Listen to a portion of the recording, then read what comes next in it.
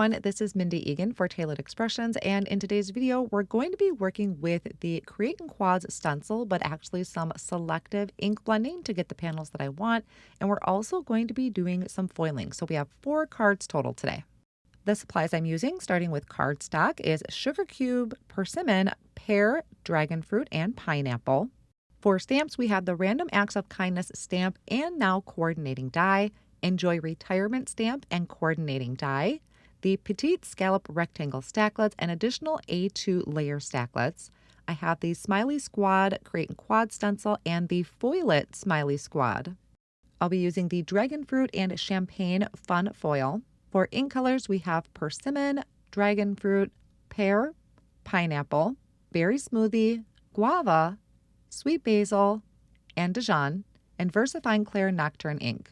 I have the transfer carrier sheet and magic shim for foiling, a metallic pen from my stash, reverse tweezers, pick and place tool, white gel pen, a Swiffer cloth, scotch tape, blending brushes, detail blending brushes, post-it tape, large pair of scissors, my MISTI tool, a bone folder, foam strips, and thin foam squares. Not shown on screen is my fuse foiling system that I'll use to foil my panels. To begin, I have my Create in Quad Smiley Squad stencil. So with this, you get 4 different panels. 2 of those panels have sentiments on them, but I didn't want to use those panels. So what I'm doing is taking the Foil-It panels for these so we can add some shine to our projects, and I am going to trim these panels down. I am picking one of each of the designs, and I trimmed it down, just cutting the cardstock right in half. I think I actually miscut a couple of them, but what I'm going to do is kind of selective ink blending. I don't want to have the sentiments. I just want the smiley faces and the circles. So what I'll do is I'm going to flip my Create in Quad stencil over. I'm going to find the Foil-It panel that coordinates with each section. And I'm lining up the registration square over on this panel. It's on the left-hand side. I'm using that as a guide on where it is meant to be, and then securing it on the back of the stencil with post-it tape. I'll do that for the other one that has the smiley faces on it, using that registration square as a guide and then holding it in place with post-it tape. This is also kind of a nice reminder that just because it does have 4 panels you can create once, you don't have to do all 4 panels at once. It does save you time, but those aren't the ones that I wanted to do today. So I am starting off with pineapple ink for the first layer of the stencil using a large blending brush. So for these panels with the smiley faces, I wanted to add a little contrast to each of the smiley face circles. So I'm going to come in with Dijon using some detail blending brushes, going around the outer edge of each of the circles with that darker shade.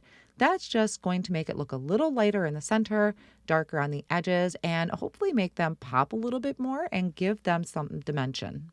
Once I have all the blending done, I'm going to remove those panels from the back of the first layer of the stencil, and I'm going to line them up for the second layer of the stencil. This one, it was actually easier for me to leave my panel just down on my work surface, and then the sticky or the post-it tape, the sticky part is facing up, so I can just place the stencil down and push down over the adhesive, exposed adhesive, to secure it in place. I am also securing the Create in Quad stencil down with some post-it tape so it doesn't slide all over the place on me. And the next color I'm using is Pear, a really nice bright vibrant green. These panels are going to be super bright and super cheerful. To add the contrast to this one, I pulled out Sweet Basil. I referenced a swatch book that I created. I referenced that when I was picking out my contrasting colors. The original color palette I picked out for today is coming from one of the panels or one of the sheets in the color playbook. Remove the panels from the back of the stencil, lay those panels down on my work surface, and line up the third layer of the stencil, again using the registration squares on each side to help with placement. And this layer is going to be persimmon. Again, going over that open area of each of the stencils. And notice I am blending over the top of my foil. So I don't think this makes any difference. I did have actually some misfoiling happen, but I don't think that had to do with any of the ink blending. It just shows you that you can do your ink blending before or after your foiling. For this one, I'm coming in with guava. I could have made a better choice here. That one I should have probably practiced on screen or off screen because the contrast was not quite as good as I had hoped. it's going to work out for my card project. I don't think the recipient is going to hold that against me, but I would suggest maybe a darker color than guava. Remove my panels from the back of the stencil, totally loving this color combination. Line up the fourth layer of the stencil, and this one is really going to kind of pop out there for you. It is a dragon fruit, really nice, a bright, kind of pinkish purple.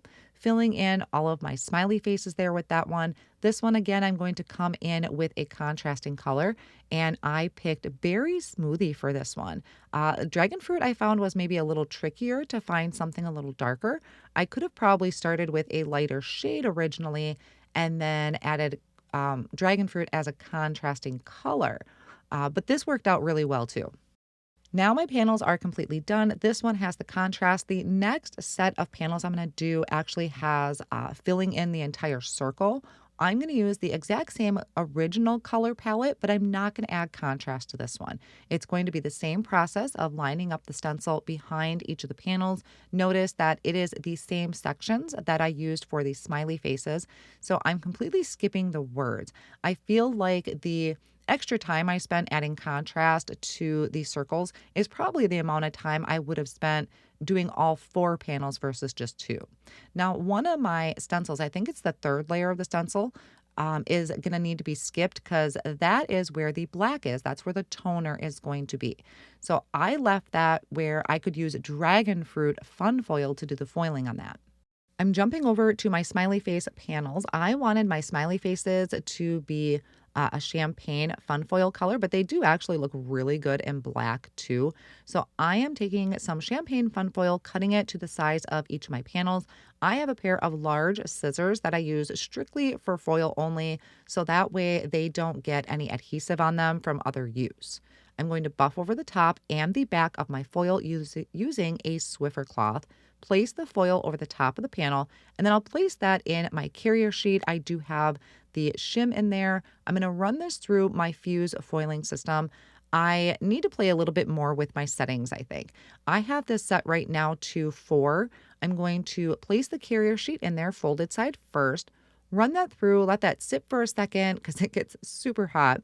And then I flipped it and I ran it through again. I was thinking that maybe double foiling or running it through twice would be really beneficial. You can see here, I do have some missed spots. So things don't always come out perfect, especially when you're filming a video, but I'm not going to throw it away. I am going to use it. I have a little trick I want to share with you at the end to help maybe kind of fill in some of those dark areas. But in the meantime, I did go ahead and foil my other panels. This is the smiley face panel using the champagne foil. Again, I did not get a perfect coverage, but I'm okay with that. I'm still going to use it. So even if you do have some mishaps here and there, I know it can be frustrating, but your projects are still going to be amazing. Now I'm going to take the other panel that has the whole circles on it. This one is going to be with dragon fruit. So again, I'm trimming the dragon fruit fun foil down to fit the size of the panel.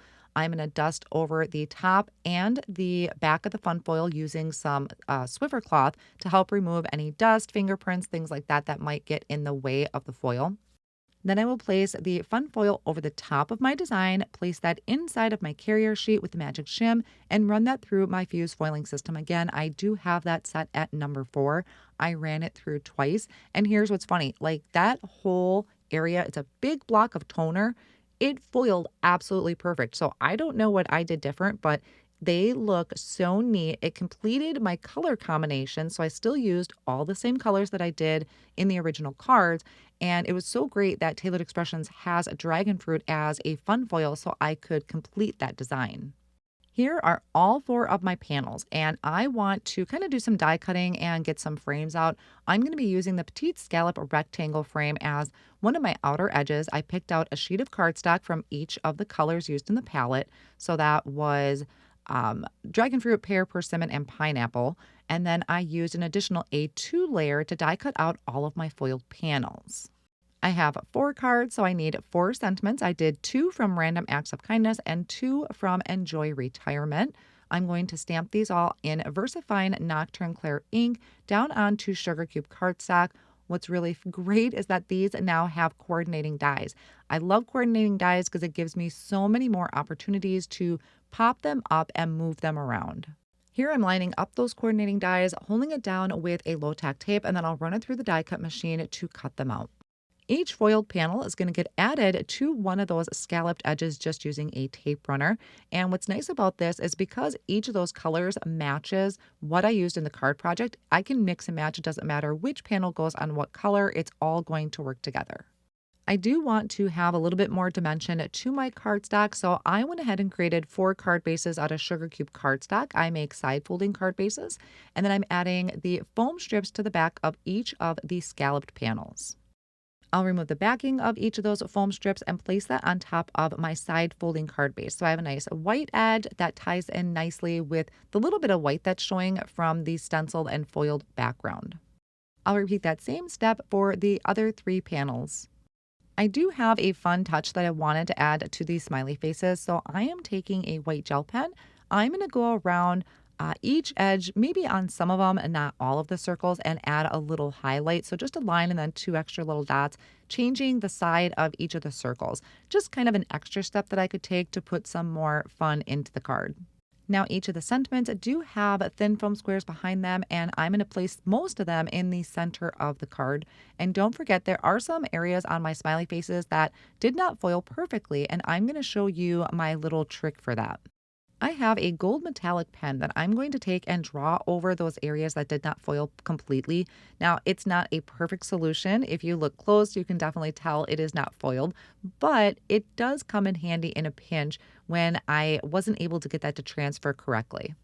That's going to finish off all 4 cards where we have some coordinating dies for our sentiments. Now we can pop up on the front of our card. We did some foiling. We also did kind of, I would say, selective ink blending because I was able to pick out what backgrounds I wanted to use out of the Create and Quad stencil. And I also think this is a really great reminder that these are handmade, not Hallmark. So even if you are not getting the absolute perfect result that you had hoped for, that your recipient is more concerned with the fact that you sent them a card or if you're donating these cards. It's more about bringing them joy in the process and the thought itself. Thank you all so much for joining me today. I hope you enjoyed these cards and happy crafting.